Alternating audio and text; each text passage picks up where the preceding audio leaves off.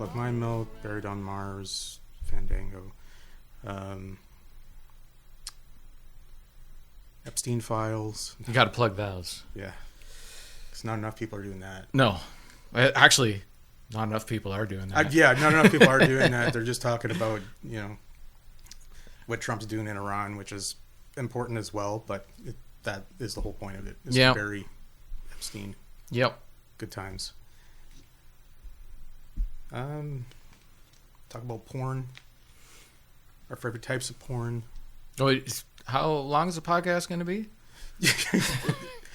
This will be chapter 1. You almost made me do a spit take. I almost did a spit take. Yeah, first spit take. Yeah. What's in your search terms on Pornhub? My goodness, I might get arrested. Yeah. Yeah.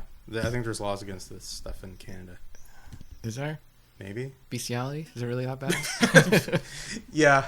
I think there's laws against that. The goat loves me too. Okay. Well, yes. Not all that bad. Dad joke. What else? Your artistic endeavors. How artistic are you? Not at all. No, I don't think so. I don't know. Are you one of those people that you go up to artists and say, "I can't even draw a stick figure"? Yeah. Yeah. That's me. Yeah. Absolutely. I've never heard. You've seen my what's that game that we play? Drawful on. Yeah, it's always just stick figures. Yeah. That's that all and dicks and boobs. Yes. Okay, I am very good at that. Yeah, you are good at drawing hairy dicks. You draw what you know. You do. You draw what you know. Yeah, those Jackbox games. I always wonder about the moderate, like the admins or whatever, like because I'm sure there's people that. I don't know. I don't know if they look at it. Do you think it just gets like thrown into a chute? And I would hope so. Yeah, I hope so. I mean, like how long have those games been around for? Years, right? Jackbox itself, like it started as like a game show or something. It was the You Don't Know Jack. Right. But those like Quiplash and that. I bet you for the first month they were all in on it, and then after that, probably they were just like, "Dear God, what have we done?" Yeah, this is like we're just like we don't like. Probably most of them had to go through intensive therapy. Yeah. After seeing the first month of crap coming in. Yeah. Because I don't know about anybody else that's played it, but I'm sure we're not the only depraved people that play Quiplash and the other games. No. At least we don't get too. Well, maybe we do. Okay, never mind. I was gonna say we don't get too bad, but I guess we do. Yeah, we get pretty bad. Yeah. But we won't get into specifics because we don't want to offend anyone. We don't want to offend anyone and get doxxed. Right. Is this the show, or have we started? Or sure, okay. Sure. This could be the show. Okay, sure. Yeah. So move your microphone just a little closer to your mouth. Speak right into it. Hi. There you go. Now you're on mic. Hi. There you go. Perfect. Hi. My name is Mark Gagne. I'm the owner and artist of Mindmelt Studio. This is kind of the first episode of the Mindmelt podcast. Kind of. Yes. Some kind. We're just sort of feeling it out and thought I'd sit down with my good friend Kevin Simister and just sort of bullshit and chit chat. Yeah. And sort of get the jitters out. Right. Somewhat. Yeah. Well, this is like your first endeavor into doing your own podcast, right? Yeah. I've been talking about it for years with my wife. It was before it was just more like, oh, we should do a podcast because we're the funniest people on the planet and we have a point of view and we're funny. Right. But then it was like, well, you still have to come are you up though? with material. Yeah. Are we really? I mean, we're funny to each other in the car when we're driving down to Toronto. But, yeah. But does anybody want to tune into an hour podcast of my wife and I just riffing? I don't know. I mean, who knows? I mean, there's somebody out there that does. But this is more of a refined sort of direction for this podcast. Right. Going to talk to friends and artists and creators about their creative process, about life, about the ups and downs, about maybe current events, topical issues like AI and that sort of thing. Yeah. Is it the plan to get into mental health issues with every guest, or just if the situation calls for it, kind of thing? I mean, it depends on the guest, I guess. If they want to touch on any mental health struggles that they have. I mean, everybody has had some sort of experience with mental health struggles. So, Not me, but I mean, yeah, like you're the happiest fucker I've ever seen. I'm a stable genius. You are. We're not going to get political, but no, we were going to get. You're definitely the most stable genius I've ever met. Just go guest to guest and see how it rolls out. Like right. Certain guests are definitely going to be leaning more towards that. Like I have a guest that's going to be, probably in the next couple episodes. That's a social worker, right, and works in mental health. Okay. So that one's going to be more geared to mental health. Because I just know that those are that's a topic that's important to you, and talking about that stuff.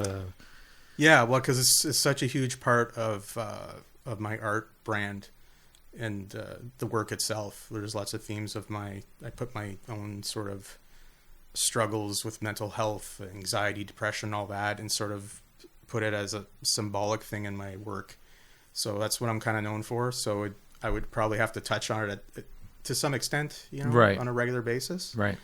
But yeah, I'm basically talk about whatever. I mean, I also want to know about what the guests are doing as well, what they're up to, what they're creating, and sharing their work and stuff. How it's going in the economy and all that stuff. Yeah. Because we're all feeling the crunch of the economy. Gas prices, at least here in Sudbury, are $1.90 a liter. So things are a little tough. Groceries are expensive. Rent's expensive. So everybody's struggling, and I think especially people in the creative fields are noticing a drop in sales. Which makes things harder, and then you have to find other work to fill that gap, which is not always easy because the workforce is not in the greatest shape right now either. Yeah. Okay. What should we talk about next? How about how we know each other? Well, I guess let's, before we do that, because most people just know you from your artwork on Facebook. That's what you're most known for. I saw that some people were even commenting that they've never heard you speak before. They've never heard your amazing Canadian accent. My amazing Canadian accent, which I don't hear at all. I don't hear any accent. But I think we're like tone deaf to it or whatever. Because a friend of mine commented on a post that she was kind of excited to hear my Canadian accent because she's from Wisconsin. Yeah, I gotta say, I love Wisconsin and Minnesota accents. They are my favorite accents. Well, yeah, the whole Fargo thing. Yeah, oh yeah, don't you know? It's not just Fargo.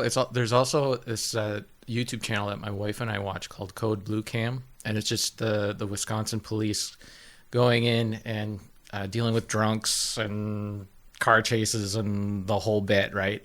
With the body cam footage, and it's just so great because you could tell where people are because if they're from Minnesota, they're from the Minnesota side, and you can just hear it. And then if they're from Wisconsin, they're on the Wisconsin. We're in the Wisconsin. Yeah, Wisconsin. Wicked side. Wisconsin. Wicked. Yeah.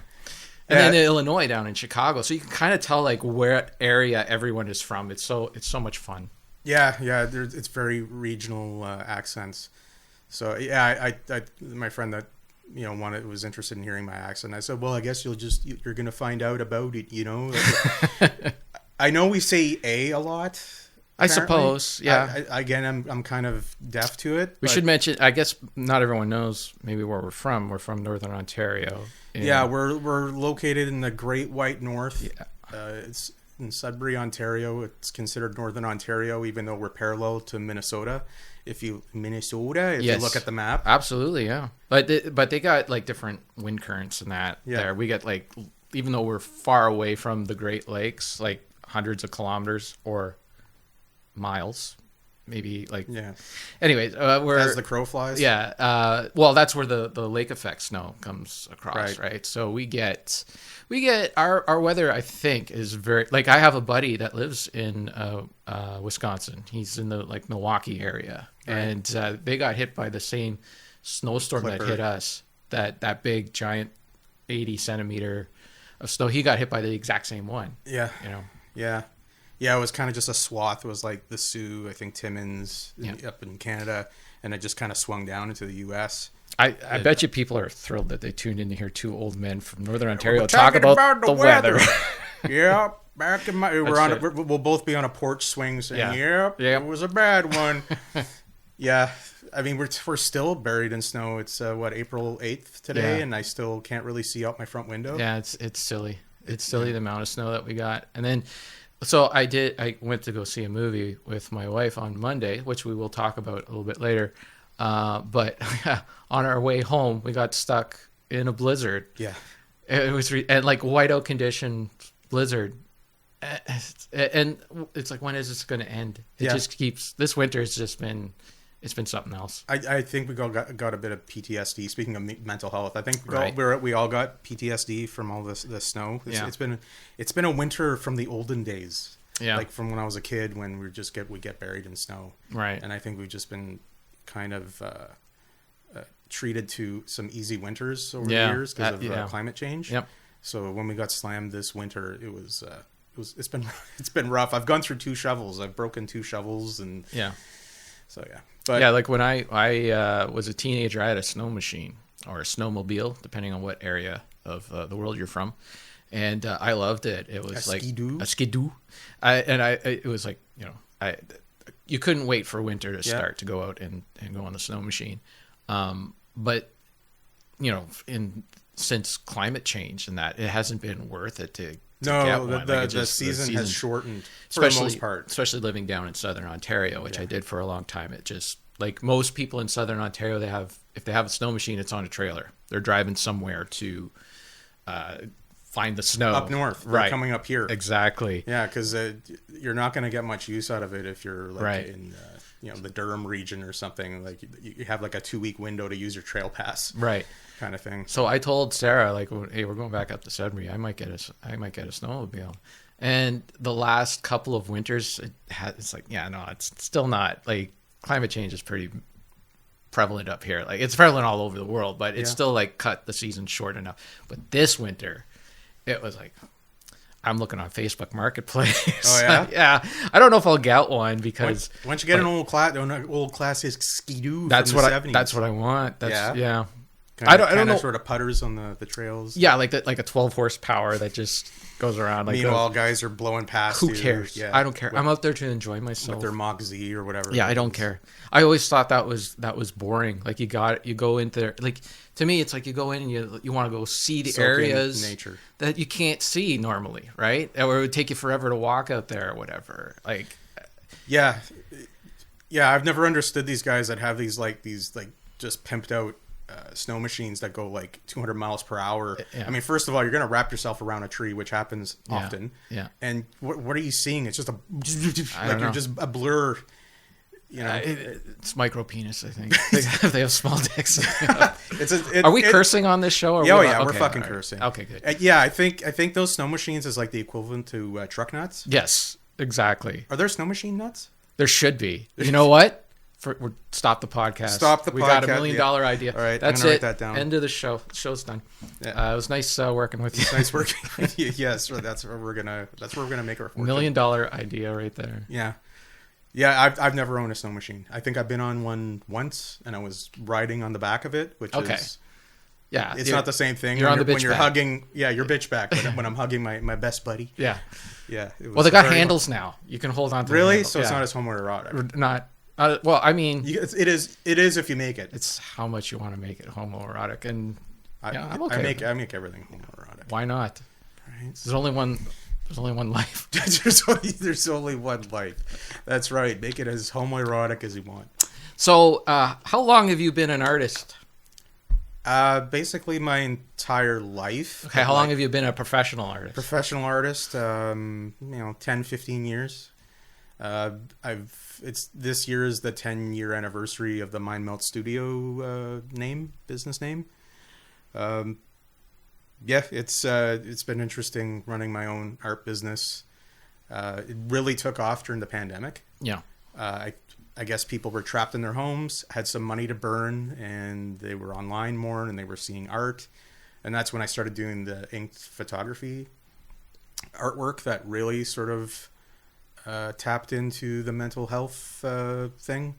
I took pictures of like abandoned buildings and stuff, and then I would ink, sort of creepy creatures and stuff, and kind of figures that were depressed and whatever on the pieces. And my social media kind of blew up, like sort of viral, I guess you want to call it. And my sales took off, and I was able to quit my day job at the time in 2020 or 2021, and become a full-time artist. It was good until the last year and a half. It's been getting quite a bit tougher. Yeah. I think with the advent of AI just sort of bleeding into everything. Yeah. It's just slop everywhere. I have artist friends that are all complaining about the same thing, that they're not getting as much work, especially like poster designers and album cover artists and stuff like that. And even just regular artists, like we're all just sort of getting our stuff slopped into these AI machines. Like I've had my work stolen and scraped. Yeah. So that's a whole thing. Plus the economy. Yeah. With certain political figures taking control of things and tariffs and all that. You could say Trump. I could say Trump. I know. He's like the name that should not be spoken. Yeah. But with him, when he came in power and he started up all the tariff bullshit, it really put a damper on my sales, especially in the U.S., because 90% of my sales are in the U.S. Yeah, that's a huge chunk. It's a huge chunk. So that took a big bite out of my my income. So it's been a struggle to sort of stay afloat for the last while. Yeah. I get it. People, can't afford groceries and rent, so pictures of weird monsters and kitty cats kind of goes by the wayside. Right. I get it. I think too. I don't know how much this is affecting you, but I think people's attention has drifted from. Is it traditional now? Social media, or I think those short videos that are on everywhere, that are on Facebook and the Instagram, basically the TikTokification of social media has taken people's attention away from where, like, instead of scrolling on Facebook and coming across your photos, they are just doom scrolling. I don't know. They're just going through those. Like, to me, those little short videos are like a jukebox, or not a jukebox. What do they call it? When you go to a casino and you one arm bandit, one arm bandit, like a roulette, one arm bandit, slot machine. It's just like you're gambling on every video, right? You just okay, I like that video. You go to the next one. I don't like that one. Yeah, no, I don't like that one. Oh, that one's a good one. You might watch the whole thing. Well, and the way it's set up now too is that even if you sort of paused or scroll on something, the algorithm starts feeding you that, you paused over this thing. Yeah. Well, you must want this thing. Or I was getting some, and I'm like, I don't know why I keep getting these, and I realized that when I watch, because my wife and I watch a lot of stuff, watch YouTube on the computer, and those short videos, they're along the bottom of the screen or whatever, and if you leave your mouse cursor on it and it starts rolling the video, it makes it think that you are into that, and that's what you want to see all the time. Well, that's the whole thing too. The I guess we are. That's Canadian. What it's all about.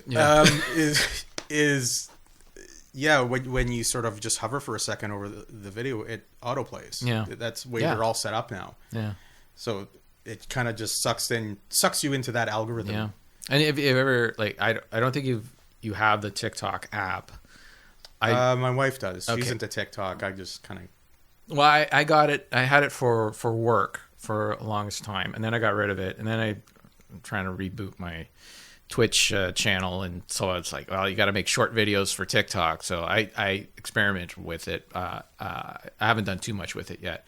But when you're in the TikTok app and you're like, okay, I had enough of this stupid TikTok app, and you back out of it, it doesn't let you back out. No, it takes you into another stream of videos. Is it like the mob? You're in it for life. You got to back out like 2 or 3 times before you can get out of the app. Okay, and you got to go in the witness protection program of TikTok. Yes. Yeah. It's silly. It's just silly. It's not as easy to quit apps or anything like that now, because they have all these different. Oh, are you sure you want to go? Yeah. Well, maybe Yeah. kind of thing. It's like quitting your, a fitness gym membership. Yeah. It just it's there forever. Once you join, it's there. So with all these cuts, I guess, in the attention that your artwork and that was getting, I guess it's kind of stifled the motivation to make more artwork. Yeah, I definitely sort of lost my creative spark over the last 6 months, 8 months. I haven't been drawing as much, which is a real sort of bummer for me. Like, it really affects my mental health because I identify as an artist. So if I'm not drawing and creating and arting, I feel like I'm not doing my job. Right. And I feel responsible and guilty for not providing content on my social media. Right. Because that's what people follow me for. And like you're saying, with things sort of getting buried on social media, like, unless you're posting, like they say you have to post multiple times a day now. Yeah. To keep people engaged. Yeah. Because people forget about you. Mm-hmm. It's like kind of like the baby thing where it's like object permanence. Like, if I fall off the high chair, people aren't going to remember me. Yeah. Right. Yeah. I gotta play peekaboo with people every day. Yeah. With my work. So it's been difficult for mental health, for sure. So you've been branching out into acting. Yeah. I guess to fill I know for myself, I'm not a creative artist in terms of drawing and that, but I do, I am, if I'm not creating, I am not, I get antsy. Like I feel like as if I'm not doing something, right? Yeah. So even just doing something like this, like a podcast like this makes me feel as if I did something today, right? Well, it's the lizard part of our brain where we got to keep doing something and keeping the gears moving, right? So with the acting, the voice acting, and doing acting lessons for the last year, it's definitely been scratching that creative itch. Yeah. But of course, it's another thing that I sort of put too much pressure on myself to be really good, really fast, or whatever. It takes time to learn any skill. Yeah.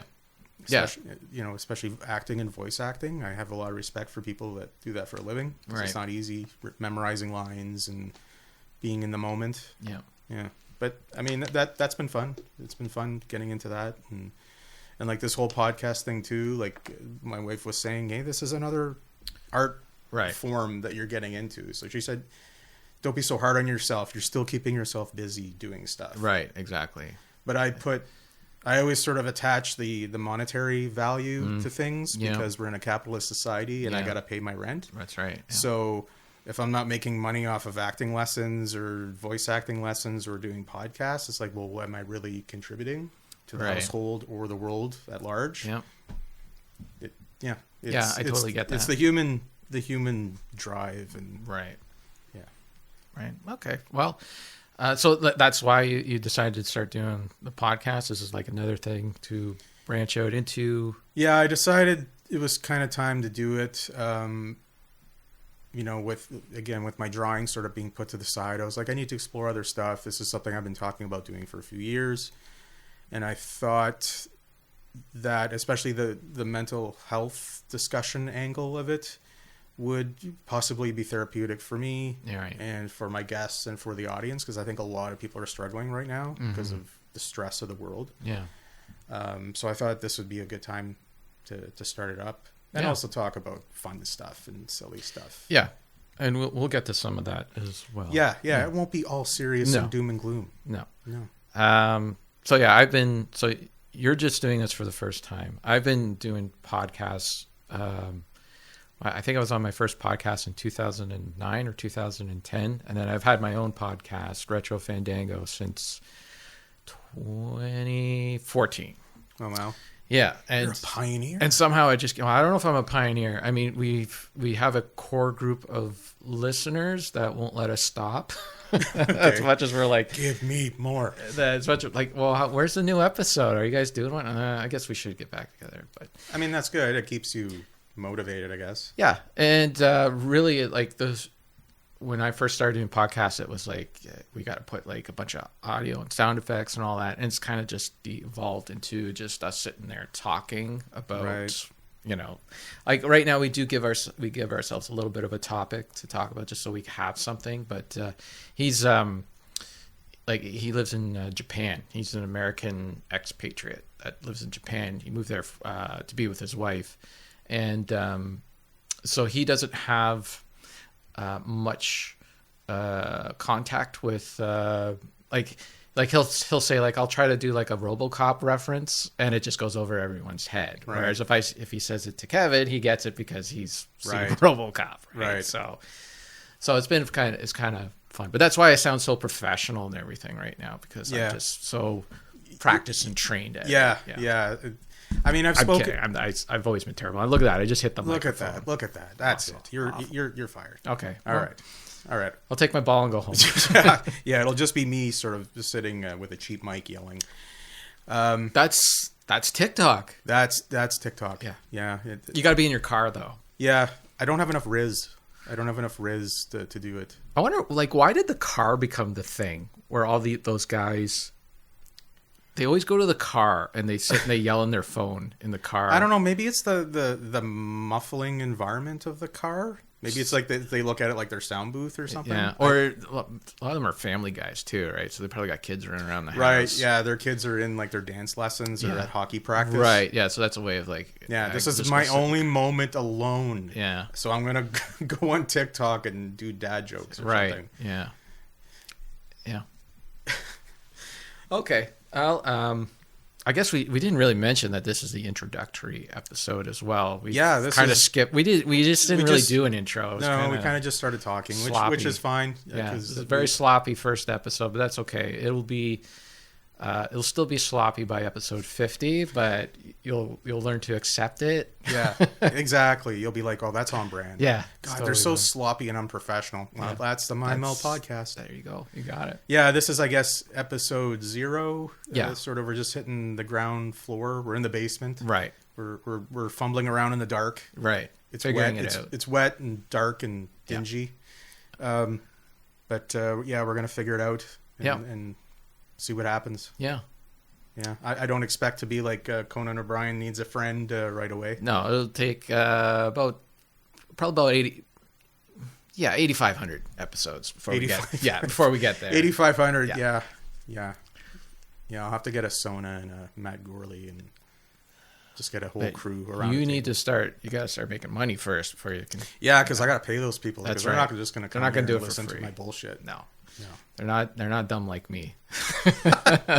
Yeah. I roped you into this. I'm paying you with bottled water. I got a bottle of water so far. Paying you bottled water. Oh, it's all good. Like I said, I need to create as well, and the heck? Let's see where this goes. Let's see. Absolutely. See how much fun we can have. Yeah, like you touched on us being friends. We've known each other a long time. We actually went to high school together. Yep. Northeastern Secondary School. Yeah, which doesn't exist anymore. First it was Nickel District. Yeah. And then our school was sold to the Catholic School Board. Yeah. And so they got a high school with that was all high end with a pool, full pool. An indoor pool. And what Nickel District was known as the trade school. So you had a huge woodworking shop, welding shop, print shop. If you wanted to get into trades, you went into Nickel District. Yeah. And then at some point, the public school board in Sudbury said, we don't need this anymore. Let's sell it to the Catholic School Board in exchange. I think the thing is, the land was originally owned by the diocese. Oh, is that what happened? Yeah, so I think what happened is it just went... They had to, flip back the ownership or something. I don't really know the whole thing, but I'm pretty sure the diocese owned the land. Mm. So it just went back in their hands. So then St. Charles opened there, and then we got thrown out into the boonies of not even in Garson. No. We were on the edge of Garson, right. Close to Garson Mine. Yeah. It was just barren land where we were. And it was an old school. A lot of the trade teachers came over, but they were all dealing with they were lost in the woods because they didn't have anything. There was no real wood shop or anything there. like you and I were in the drafting architecture for a lot of high school, and I was able to transition over there. But yeah, the trades just kind of faded away. Yeah. Yeah, so that was our so we were friends in high school. We didn't really hang out in the hallways or whatever. That wasn't our thing. But in drafting class, we sat beside each other in drafting class and would just I mean, I don't know how long drafting class was, but it would go by in a flash because we would just sit there and just riff on whatever, the stupidest stuff. Yeah, talk about movies. Yeah. You know, the latest movie we saw. Did you see Terminator 2? Yeah, yeah. Whoa. Well, the big thing was, I remember, was Saturday Night Live. Saturday Night Live would air on Saturday night. Yeah. And I think we would finally finish talking about it by Thursday. We would exhaust that episode. Because that was, for us, like we are... I don't know if we're Gen X or for millennials. I don't know. My wife keeps telling me that the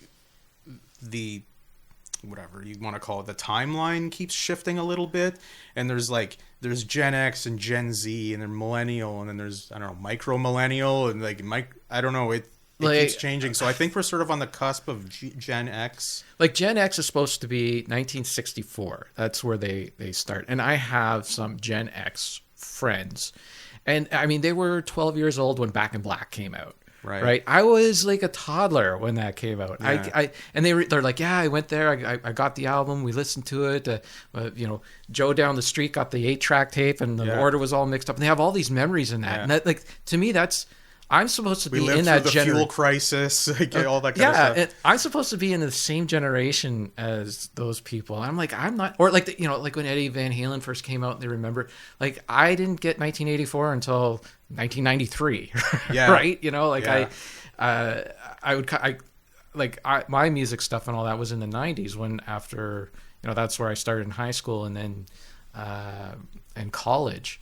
So I kind of identify with that because I do like a lot of that music. But then like the millennials and the Nintendo and the stuff that they grew up with, and I was like, yeah, that's kind of my era too. So there's definitely an overlap there with Gen X and millennials. I'll tell you how out of generation I feel. There is a group on Facebook, and they're called the Zennials. Yes. They're for people who feel like as if they're in between those two generations, Gen X and the millennials. Yeah. The cutoff is 1977 to 1984. That's the thing. And you and I was born in December of 76. Yeah. So we're both the same age. We're born so we're sort of in nowhere land. Yeah. Like we don't exist according to. I just didn't make it. Didn't get to that. We missed the cutoff. Yeah. Yeah. It's the same. Yeah. My wife's just like, well, you're kind of more of a zennial and blah, blah, blah. And I'm like, I don't know. I don't know. I don't really care. I like what I like. It's just, but it'd be nice to like have some sort of like idea of where I belong. I mean, the whole generation thing has been more recent, like I'd say within the last 20 years. Like when we were kids, it was always like, you're from the 70s or the 80s or the 90s. It was that decade that you would differentiate between time periods. And then, I think that Douglas Copeland book came out, Gen X, and then the boomers and the whole thing just became, it's also a lot to do with the media as well, too. They can pit generations against each other. Well, exactly. Easier. Okay, boomer. Right, exactly. That kind of thing. Exactly. Yeah.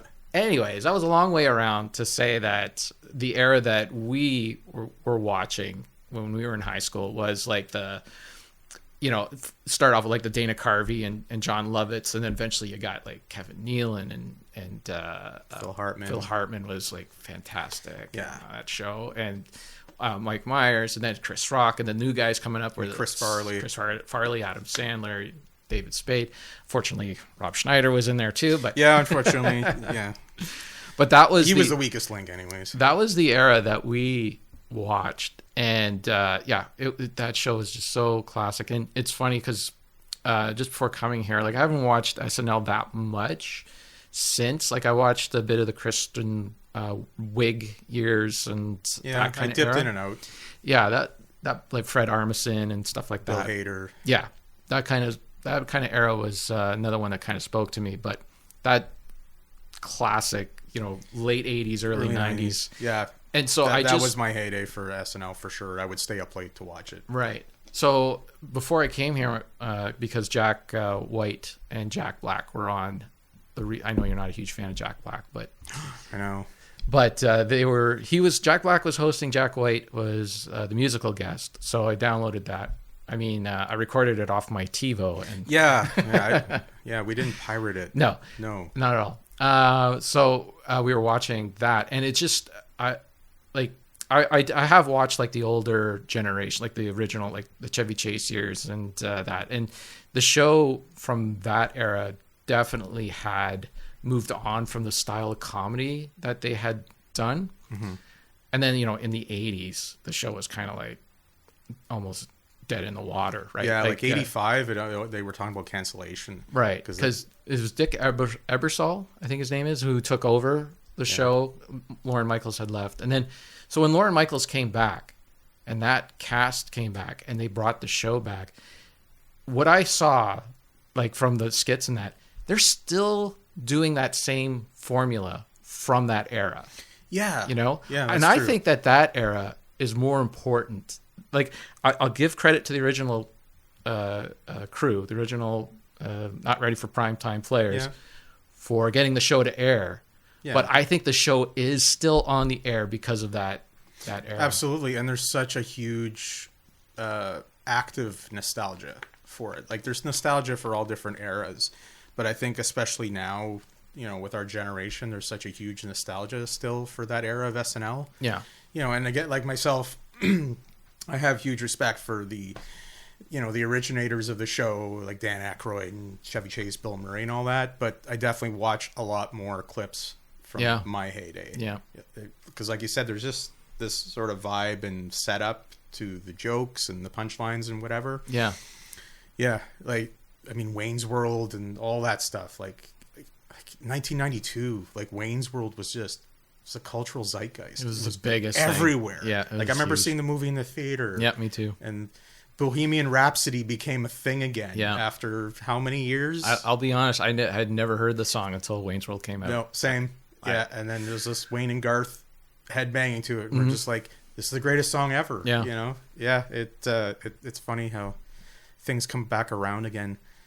And yeah, like I now the algorithm, I guess I've been watching the odd SNL clip from those days. So I'm getting fed a lot of Chris Farley clips. Okay, yeah. Because I'm a huge Chris Farley fan. So I'm getting all these clips and watching them. It's like they were like, especially Chris Farley, he was just so fearless. Yeah. With his comedy and with his physical comedy. Like he would throw himself through windows and just whatever. Yeah. Like, it's interesting watching it, and they're still coming back around again. Like Michael Myers and Dana Carvey are still doing their thing. Yeah, and Rob Schneider still doing his thing. Yeah. Well, there you go. See, we're still talking about SNL. Like, I don't know, 25. What is it? 35 years. Yeah. Later. Yeah. The last time I was kind of interested in it was when Bill Hader and Kristen Wiig. Those are some good. Those are some good years. And what's his name? Ted Lasso was on that show as well. Jason Sudeikis. Yes, his whole dancing thing. Like I could watch that on a loop. Yes, him just dancing with pure joy on his face. So good. Yeah, especially Bill Hader. Like the writing tandem between his characters and John Mulaney, who's a huge stand-up now. Right, was the writer on the show. Okay. So he would write like the Stefan sketch. Right, and he would change the script from between rehearsal to airing. Yeah. So that's why you see Bill Hader laughing all the time, because John was just throwing shit at him that he just had no idea was coming at him. So I kind of lost interest in SNL the last few years with a different cast. Yeah, I mean they're okay. Like from what I watched, it was all okay. There's nothing wrong with it. Michael Che and Colin Yost are still doing a great job on Weekend Update, but the rest of it was just like some of the skits were just like okay, and then but SNL kind of has always been like that. Oh yeah, there's always been even back to the early '90s. There were some absolute duds. Yeah. Yeah. I can imagine the people who tuned into that Steven Seagal episode, which was in that classic era. Do they even show it anymore? I think there's a couple episodes where they don't even show them anymore. Yeah, I don't know. I don't know if I've ever actually seen clips from. I think I don't think actually, because I remember a buddy of mine who, and by buddy I mean like a guy I know online, who I talk to sometimes. That's how it is. Okay, well, he's a buddy of mine. He was actively searching for a VHS tape of that Steven Seagal episode. If you don't know that Steven Seagal episode, Steven Seagal was notorious for being the worst SNL host of all time. Yep. Anyone who worked on that show knew that he was just terrible to work with. He was a fuckbag. He was awful. Yeah, and he did not understand comedy at all. And like the show devolved into eventually, because he insisted on this, that there'd be a skit where he just fights everybody. Yeah. In the skit, and there was no comedy in it at all. Nothing. Zero. Yeah. Well, yeah, like he dictated the whole episode to sort of prop him up. Yeah. It's I guess it's kind of like that Trump mindset where it's like it's an ego thing. Yeah. Just like inflate my ego, and so I don't even know if I may have seen clips years ago. I don't know if I've ever actually seen the episode. Oh, I remember when it aired. I do. Like it must have been just dead air for an hour and a half. It just didn't make any sense. Like the whole fighting thing and all that. It's just like what is going on? Punching in his own. Yeah. I don't know if I've seen it since it has aired. I've actually never checked. It's probably been scrubbed. Clips on YouTube. But anyways, a buddy of mine was looking for a VHS tape of that because wherever SNL is on right now, you can't get. So I guess it's like scrubbed from there.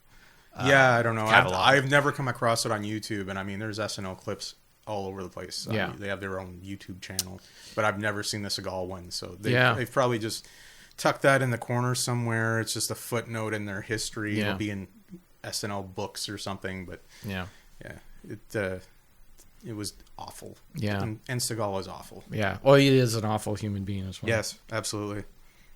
Okay, we've been talking for about 40 minutes now. So, do we want to talk about the movie? Like, you want this to be about an hour? Yeah, about an hour. So let's talk about the movie, and then we can wrap it up. Doing my producing right in the middle of the show. Who cares? Just say, hey, people love it. Doing. Look, I need to steer the ship. We're hitting the rocky shore. I have the counter in front of me. Right. You're just, I can say I looked out. I don't have the counter, and there's a clock on my wall that the batteries are dead, so I have no clue. What day is it? You're time traveling right now.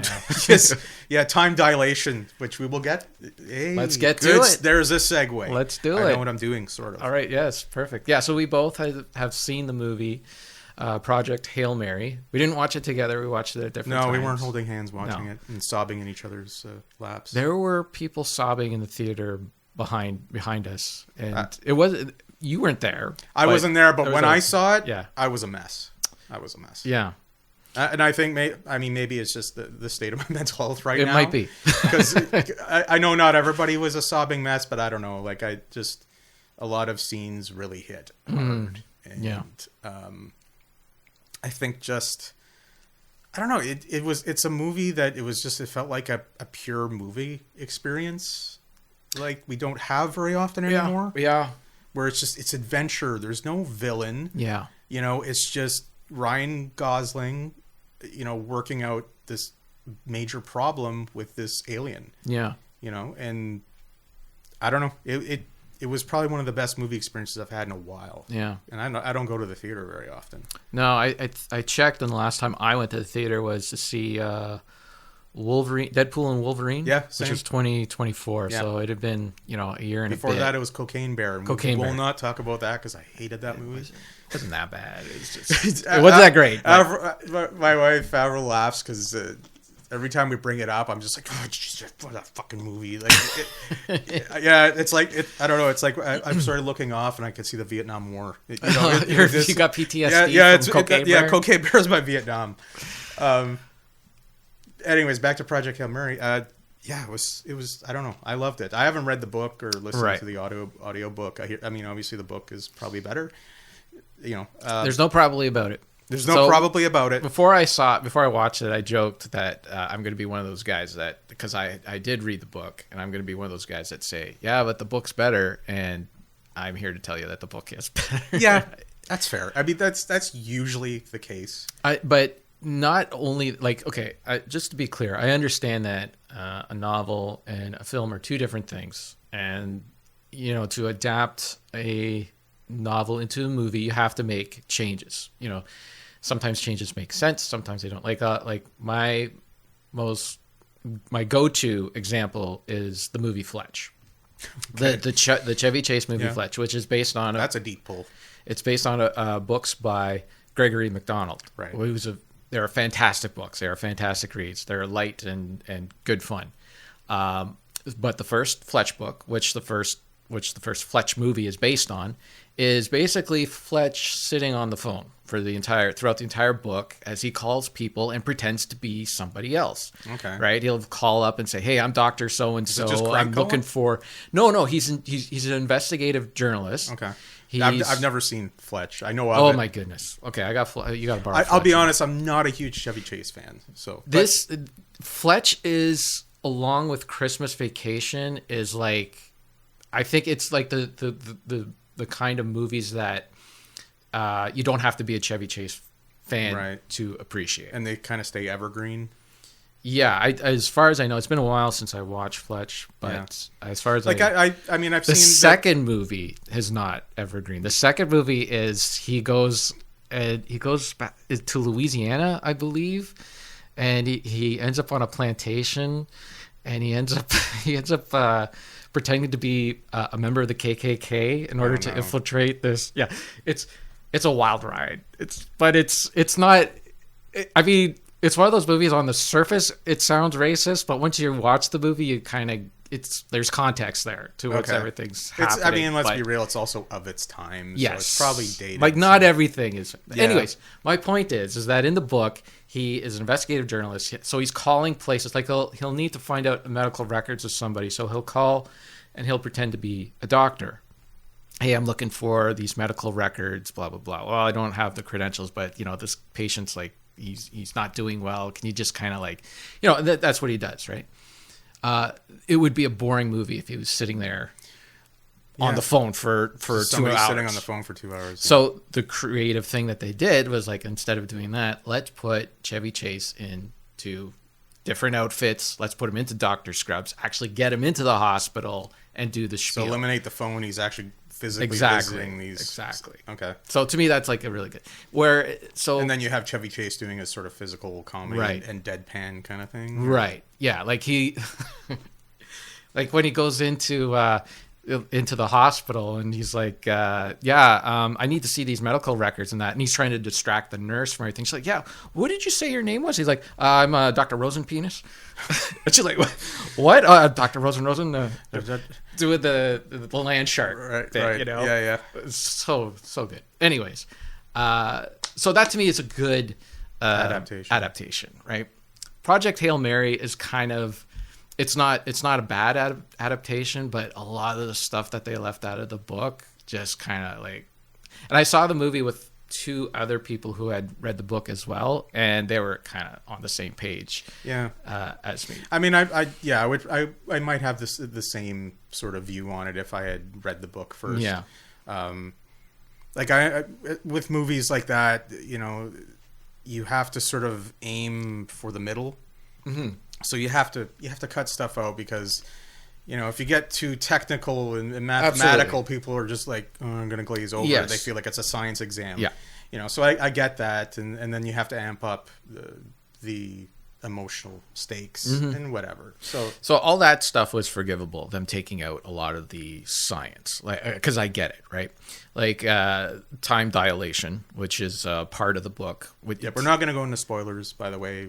I think this is all... No, none of this is spoilers, but time dilation does play a part of the book and how long it takes to get from point A to point B in space, which is a real thing. E equals MC squared. It's a whole Einstein's theory of relativity. Andy Weir's pretty solid on his sciencing when it comes to his books. Right, which is completely ignored in the movie. That's all forgivable. That's all fine. Yeah. That doesn't bother me. You can definitely get in the muck when it comes to time. Yeah, I mean, I do believe that we are at the point now where people should understand what time dilation is, and it should be something. But it's like every piece of science fiction doesn't, like Star Trek.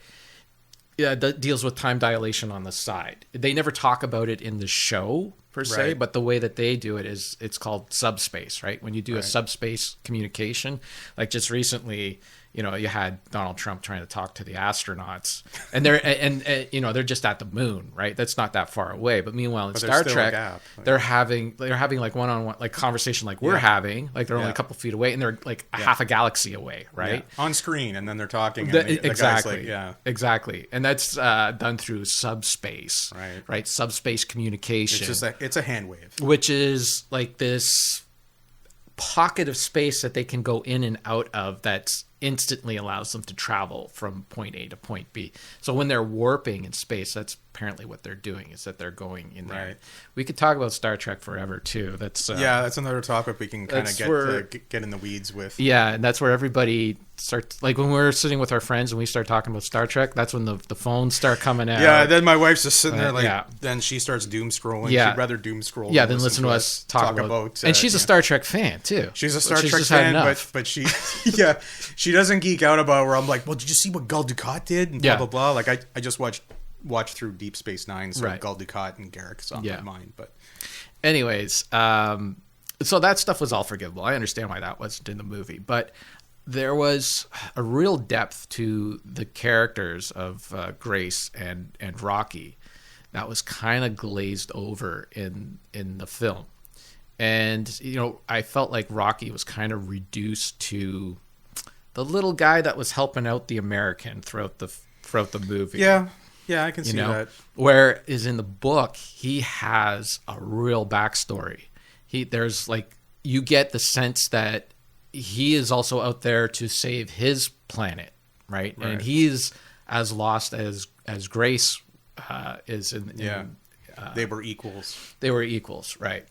And that's how they really form that bond. And it kind of bothered me a little bit that was not. Yeah, I could see that. Yeah, but for the most part, yeah, it's fantastic. Yeah, I mean, it was gorgeous. Yeah. Like, the cinematography. I mean, Lord and Miller, they've been pretty solid for me as filmmakers. And yeah, like the music was great. There were scenes that were emotionally powerful. Yeah, special effects were great, of course, as they should be in modern films. Yeah, and apparently they did not use much green screen in that. There's a lot of practical effects. Yeah. I took a deep dive on YouTube with behind the scenes stuff. Yeah. And a lot of it was practical, which I have a huge respect for. Absolutely. Yeah. So yeah, I don't know. I was really impressed with the movie. Like, I was really glad. We kind of just decided on a whim because I had heard about it. Like, I heard when the first trailers came out, friends of mine were just like, "Oh my God, Project Hail Mary! I can't fucking believe it! Oh, this looks perfect!" and blah blah. And people were just like raving about it. And I'm like, Yeah. I don't even know what this is. It was a huge book. Like when the book came out, it Right. was like #1 bestseller. Yeah, by the writer of The Martian. And Right, blah, blah. exactly, yeah. But I guess I wasn't tuned into it, and then Me neither. I watched a couple of trailers. I love Ryan Gosling. Go Canadian. Yeah. Yeah.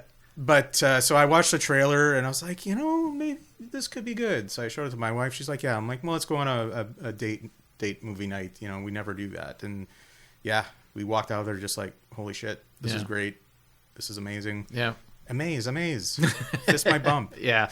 I will say Rocky's voice too kind of threw me off a little bit to the direction that they decided to go in. It makes sense. Because he is talking through, he's being translated through a computer. He's an alien who kind of talks through. The way they described it in the book was musical notes. Gotta watch. We don't get into too much, right? Too But much detail.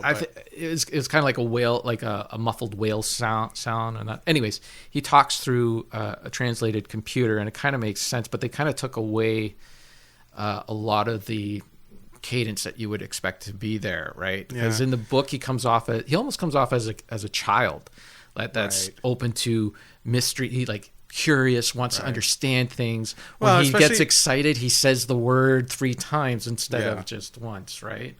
Yeah, I mean, especially when you're reading a book, I mean, you kind of you're creating the dialogue in your head with certain voices. So, I mean, it probably is a little bit jarring at first. Yeah. But I thought Ryan Gosling was great. Probably one of his best performances. Yeah. Yeah, no complaints. Yeah. Go see it. Absolutely go see it. Even I, like, with my lukewarm reception of it. I mean, I'm sure, like, I am curious what I would have thought of it if I hadn't read the book. Right. Which normally that's not the case. Normally the case is, like, I appreciate a movie more because I read the book and I understand a little more what's going on. Maybe because this one's so complex with its ideas and stuff. Like, the movie is over 2.5 hours long. It flew by. Yeah. Well, that was one thing my wife and I talked about too. Like, besides all the stuff we loved about it, my wife is not one that can easily sit through movies. She's very fidgety, has to go to the washroom, blah, blah, blah. She was glued there for the whole time. Yeah. And when we got out, like, I don't forget what time we went to the movie. Like, we were in at 7. We didn't get out till like 10 o'clock almost. You're right. And we're just like, holy shit. That was over 2.5 hours. Yeah. And it just flew past. Yeah. Just flew past. So, I mean, we were obviously sucked into the narrative.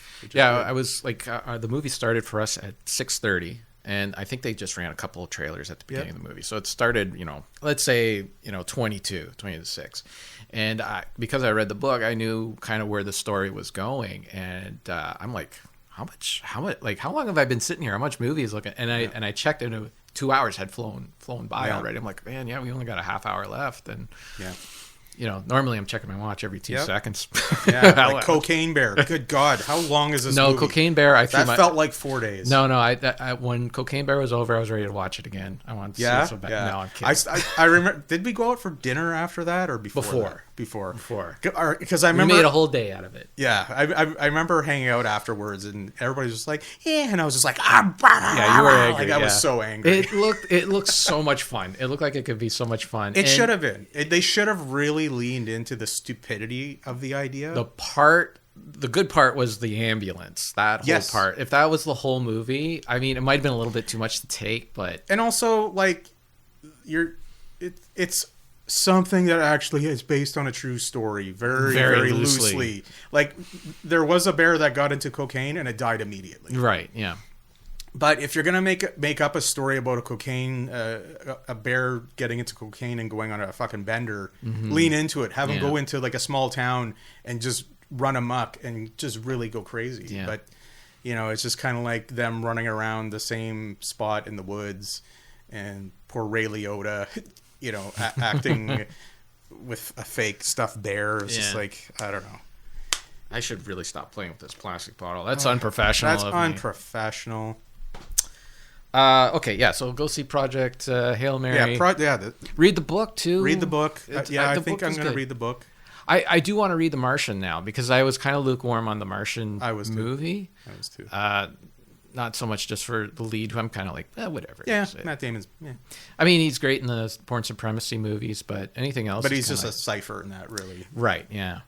But the part that bothered me in that movie was that there was a storm on Mars. They had like this huge windstorm on Mars. Sandstorm. Yeah. Mars doesn't have an atmosphere. Right. You can't have a storm on. See, that's my. What the hell? Pardon me, sir. Yeah. The nerd glass is kind of going. I get the same way. I have a feeling the book might. Maybe it'll explain it or something. I don't know. I might. Yeah, like even with Project Hail Mary, there was a couple things that I got a little nitpicky about when I was sort of talking it over with my wife, and I'm just like, fuck it. Give me the nitpicks. I want to hear the nitpicks. Do you remember them or? Well, just they glazed over. I felt the language barrier. Oh yeah. So in the book, that's like a huge, like it's almost like, remember the movie Arrival with that movie. Where that's what that's what the movie was kind of all about. Mm-hmm, so right. I understand that. The book almost goes into that level of detail with the language. So like it was a little bit glazed, but I get. They had a lot to get to. Yeah, so. like apparently the original cut, the screener that they showed, like other filmmakers and stuff, was 4 hours. I want to see that cut. I want to see it because I want to see more Rocky and Ryan Gosling and whatever. Yeah. But apparently, like the audience was just like, no, you gotta cut this down, dude. Like it can't be fucking hours. Yeah. So I get that for the average audience. Right. I'd love an extended cut. Yeah. I mean, I have the Lord of the Rings extended cuts that I love. But yeah.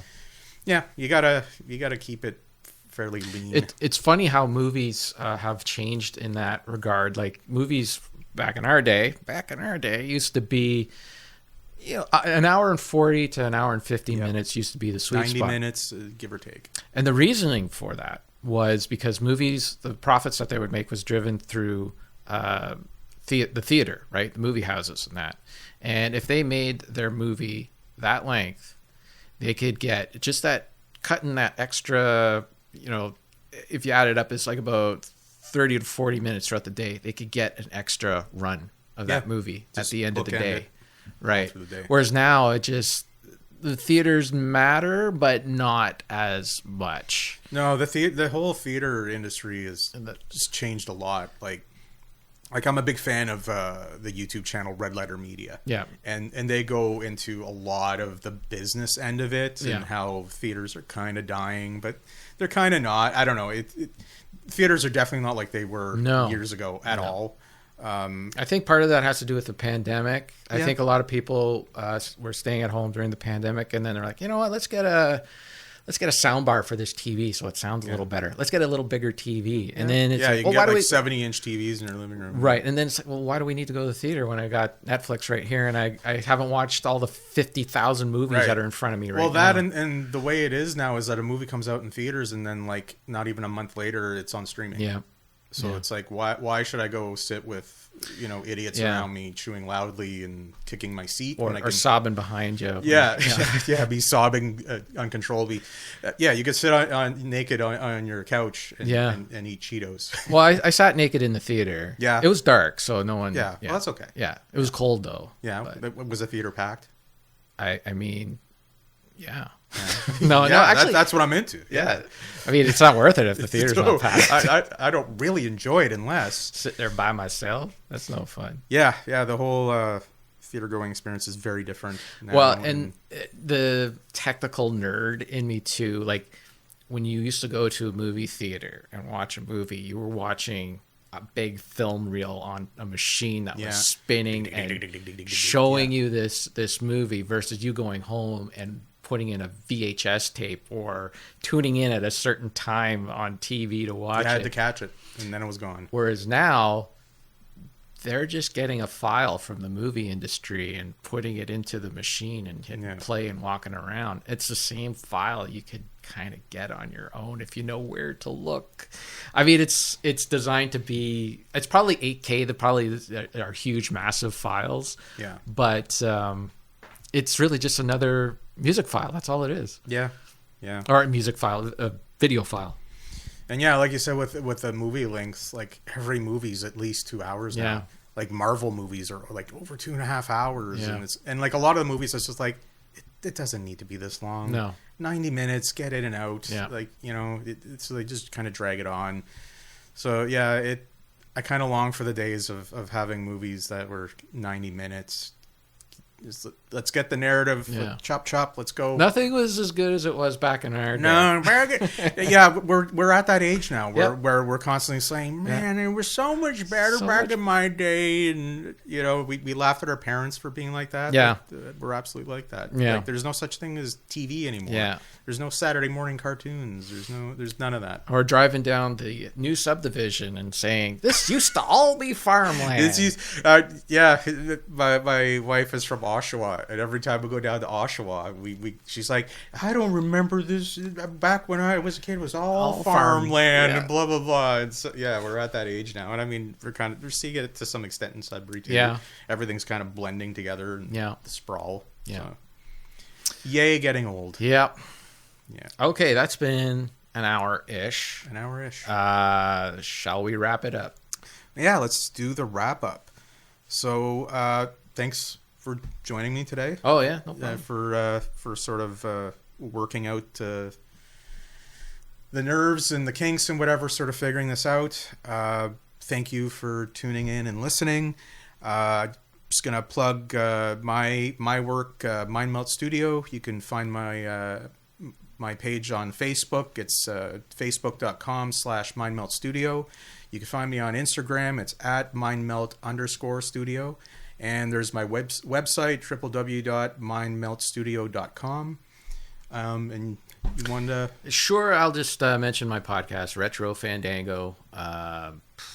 Just type that into a search engine. I'm sure it'll pop up. It's been around for a long time. But you could tune into any old episode and just listen to me and my buddy Richard talk about. I think that the next episode we have lined up, we're going to be talking about the 1990s film, The Island of Dr. Moreau. It's not Monroe. I keep saying Monroe. No, it's Morrow. Yeah. Island of Dr. Moreau. Is that the infamous Val Kilmer one? So the infamous Val Kilmer and... Oh, God. We could go off on this. I've never seen it. No? The Marlon Brando one. And so we're watching that, and we're watching the documentary. The documentary's fascinating. Yeah. So, that's what the documentary's better than the movie, obviously. Yeah. I mean... we're just watching the movie out of courtesy, so and a curiosity too, because it's pretty fascinating. It's notoriously bad. It had notoriously bad, horrible, tumultuous production. But everything. Well, you had Val Kilmer and Brando butting heads. Yeah, you had a filmmaker that was kind of zoinked out, like he was. After The Godfather, Brando just kind of lost his mind, right? Like I think, like Frank, my buddy Frank, tells me all the time about how Marlon Brando in the movie Superman just wanted to do audio for all of his, like he didn't want to be on screen. Right. And they're like, no, we're paying, at the time, like late 70s, we're paying $1 million to be in this movie. And Brando's thing was like, well, nobody knows what Superman's dad looks like, so just take a take a suitcase and put it on screen. You can say that's Superman. I remember that quote. Yeah, and Richard Donner's like, what the fuck?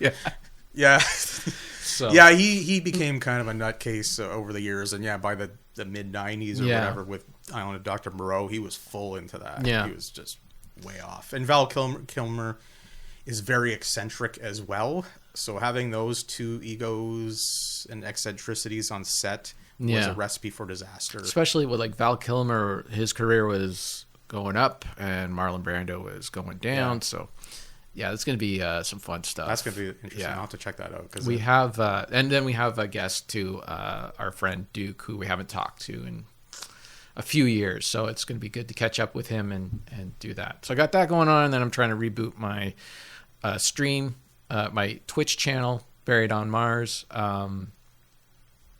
If you like watching people play video games, which a lot of people do nowadays. You mention it to our parents, I know, boomers, they'd be like, "What? Why would you watch somebody playing a game?" Yeah, even like me, I was very skeptical at first with the whole thing and all that. Anyways, it's been abandoned for a little while, but I'm bringing it back, and like I said, I just got to be creating, right? I got to be doing some creative stuff. I get it. Yeah. Cool. So that's it. Sounds good. Thanks for joining me. Yeah, thanks for having me, and I guess we'll do it again. Oh, should I plug the next guest or? I mean, he's a lock, right? He's going to be a lock. He's a lock. He's not going to. Yeah, I guess the technically first episode is going to be, my guest is going to be Jason John Stewart. He's a local art teacher, filmmaker, actor, activist. I forget what else is on his bio line, but very, very cool guy. I've known him for a few years, so he's going to join me. I did creep him a little bit. Yeah, you did. I saw that he is a Star Wars fan. So he did a Star Wars fan film, so we're going to talk about that. Yeah. And talk about teaching and acting and all that kind of stuff. So it should be an awesome conversation. Yeah. Awesome. Okay. Right. All right. Then you got to say like I don't know, what's your say no to drugs, kids. Nancy Reagan couldn't have said it better. Just say no. Just say no to drugs, maybe. If you feel like it. The really bad drugs. The really bad drugs. Yeah. The drugs that are okay. You'll be fine. Is angel dust still a thing? Oh yeah. Yeah, if you know the bikers. I was just talking about the other day. I'm like, is angel dust still a thing? Listen, ecstasy? I am so square. I have no idea. Yeah. Like I'll watch like Breaking Bad or something, and they're like, you smoke that, or do you? Yeah, like, what do you put do? It in Do you your, just, what do people do you with chew that? it? I don't know. It's like rock candy. I'm just. It's like pop rocks. You put it in your mouth and it just pops. Yeah, I don't. No idea. Yeah, I don't know. I'm such a square too. Yeah. Just So yeah, I kind of wonder stuff like that. Yeah. Oh, I said, yeah, we could have bullshitted our past a little bit. We could have said like we were like cool football players, whatever. We had like yeah, we were absolute jocks, Yeah, man. man, And we were so cool We in were high crushing school. like the jocks say that we were crushing puss. yeah. Uh, We had cheerleaders on both our yeah, arms. cheerleaders just all over us. Yeah, it was we it were was just a crazy like time. chugging Yeah. funneling beer kegs. Is that? Funnel cake? Is that what we were We were chugging funnel cake. Well, yeah, next to beer kegs. Yeah, that was us. That was funnel cakes and cheerleaders in high school. That's what we were doing. Anyways, it was good chatting with you. Good chatting with you, sir. Thank you. You don't want to do a sign off? Sign off? Like I don't know. What did you say? You said something like the last time, like take care or something. Or Thanks for joining us. Take care. Stay safe. Stay creative. Mess around with things. See what happens. You never know what you're gonna get into. just make sure what you mess around with is legal. Yeah, legal. Mess around with legal things. And if it's illegal, just don't tell anyone. It's fine. It'll be fine. It's fine. I won't rat on you. Right. Take care. Will I use that money to buy me a drink? Well, hell yeah, but I bet you would too. We've all got You've been listening to the Mindmelt Podcast.